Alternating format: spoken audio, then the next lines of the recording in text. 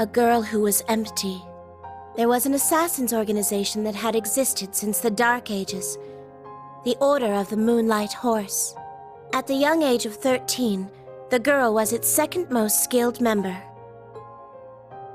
The only thing she had were her title, which had been passed down to her, and the designation, Kreuger. She spent her days simply carrying out her missions with soulless eyes, an emotionless assassin doll. Then one day, the Order met its end. At the hand of Ouroboros.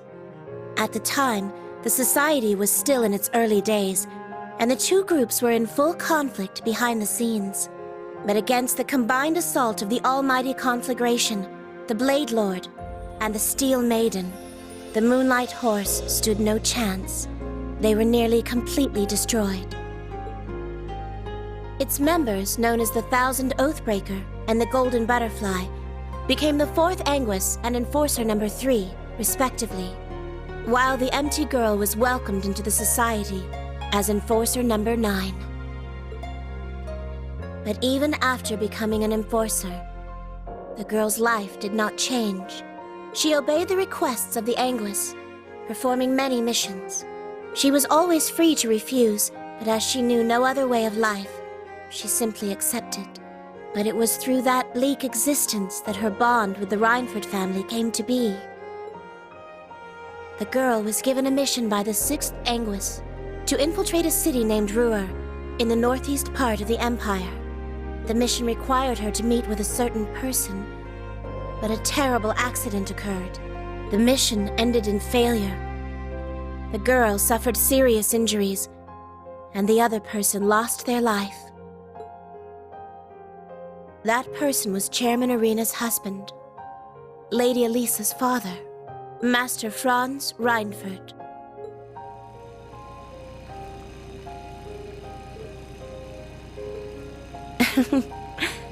Yet Lady Irina saved the girl, the one whose actions resulted in her husband's death. She even gave her a name. I had never had a name before then.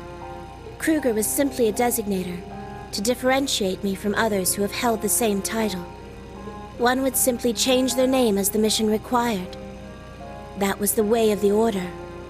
But Lady Irina gave me the name, Sharon. Suddenly, this empty girl had a place to belong as a maid of the Reinford family.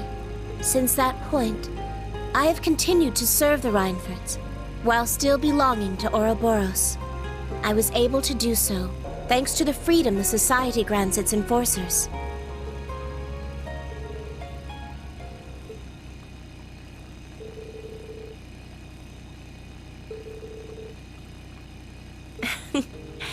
I simply felt this was a good opportunity.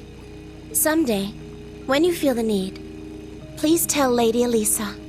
For you see, there is the possibility that I may not be there for her. It is merely a possibility.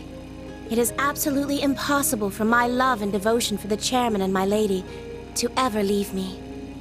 Oh, but of course, if you and Lady Elisa were to become a couple, I would serve you as your own personal maid as well.